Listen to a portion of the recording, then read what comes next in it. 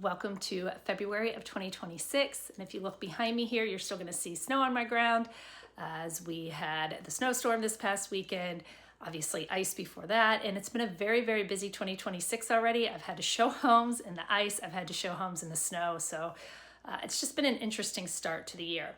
I've got my laptop in my hand and I'm going to share some stats with you from a recent 2026 bold predictions meeting that I went to. I kind of stole that name.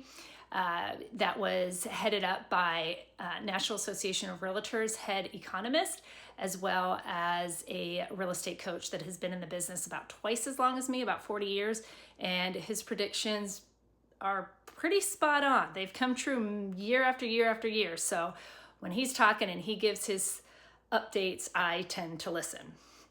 So I'm going to be reading some off my laptop, but just want to share with you briefly what we're looking at this year. Obviously, it's the same as any year, right? It's sales, it's interest rates.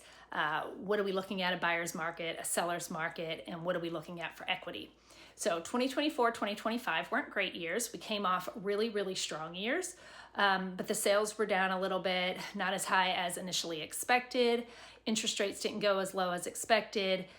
But those years actually mimicked 2019. So 2019 was not a bad year. I just think 2024 and 2025 were looked at negatively because they were not living up to what had just happened the 4 years prior, 2020 through 2023. So looking ahead to 2026, this is kind of like the first year that they're predicting that we're going to round the corner, so to say, that I think people have settled on the interest rates. And I know everybody asks, are we going back to 3 to 4% interest rates, even 5%? We are not. Nobody is predicting that. Those rates were, I don't want to say ghost rates, but they were false. They were given to us by the government to spur on the economy, which worked. But those were not rates that we will see again now that are, looking back to rates once again tied to the Treasury as they should be. So we'll talk about interest rates. 2026 is expected to be, like I said, a year that we round the corner. And also let's look at equity. So the income of buyers in 2026 expects to actually be higher than with the equity of the homes. So we are still expecting locally about 2 to 4% equity throughout the year. When looking back at 2025 and looking forward to 2026, equity about 2 to 4% growth. Because people are also making more money, that would actually exceed the equity in homes, giving buyers more buying power. So that's going to be really big, regardless of what the interest rates are. Interest rates predictions, 5.75 to 6.25, kind of where they've already been at the beginning of this year. It does get affected a little bit by those Fed meetings, but nobody's expecting them to go super low. Nobody's expecting them to go high. So I think we're through the worst of the interest rates being over 6.25 and even over 7.25 at one point. I do want to share some stats. So I'm going to be, like I said, looking back to my laptop here and just some fun stuff to look at. One stat that's concerning to me that I will share with you. But for the most part, it's just interesting data to know. Maybe it's just interesting to me. And if you don't care, now is probably a good time to shut off. I told you interest rates. Sales are expected to be up in 2026. And I do want to share this one quote from the NAR Economist. He has said, the top economics have one word to sum up the housing market for 2026, and that is opportunity. The lower mortgage rates and a rising supply of homes are expected to open up the housing market, something the real estate industry and potential buyers and sellers have been waiting for, following 2 to 3 years of stagnation. Again, I had kind of mentioned this, but Mark Flemish, Chief Economist at First American, also said that, for the first time in several years, the underlying forces are finally aligned towards gradual improvement. Mortgage rates may drift down slowly, but income growth is exceeding housing price appreciation, and that's what I said, and that will boost housing buyer power, even in a higher rate world. So affordability won't snap back overnight, but like a ship finally catching a steady tailwind, now it's sailing in the right direction. So all this saying that 2026 is supposed to be a more positive year.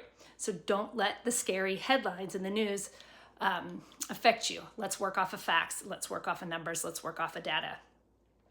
So a few fun stats to share. What's the number one feature that people look for when they're looking for a realtor? Trust, which is why I'm always asking you for your reviews. Secondly, what's the top reason that people have provided to why they move? And it's to be closer to friends and family. The average age to sell a home is 64, and the average age now in a home, which it used to be for years, you may know this statistic, is 5 years. Now it's up to 11 years is the average age in the home.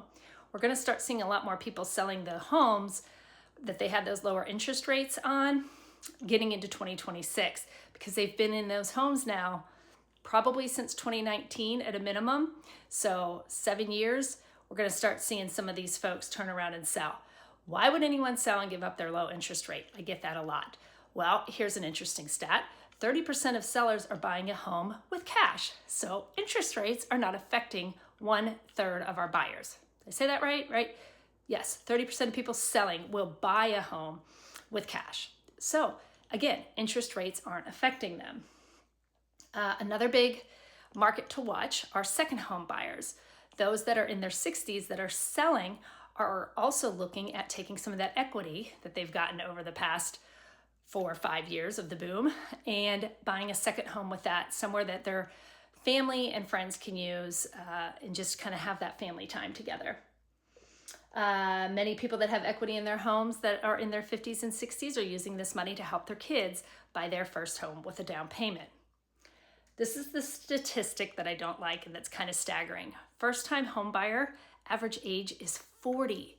Can you believe that? So NAR is continuing to fight our government for better loans. I don't know what we need out there, but we certainly need more affordable housing for our first-time buyers. People cannot start gaining wealth at 40. I mean, if ideally we get first-time buyers in their 20s, they're starting to gain this wealth in their 20s because real estate is still one of the number one areas where you can gain wealth. Median age for a repeat buyer is 62.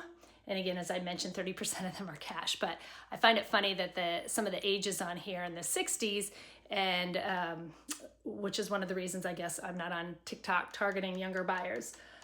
I mentioned mortgage rates, 5.75 to 6.25, and sales are expected to be up nationwide 14% from 2025.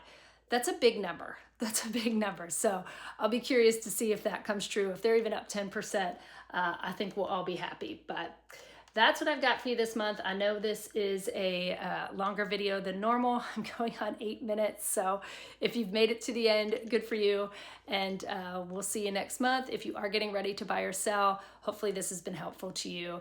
And maybe this snow will melt and we'll be able to get back out there soon.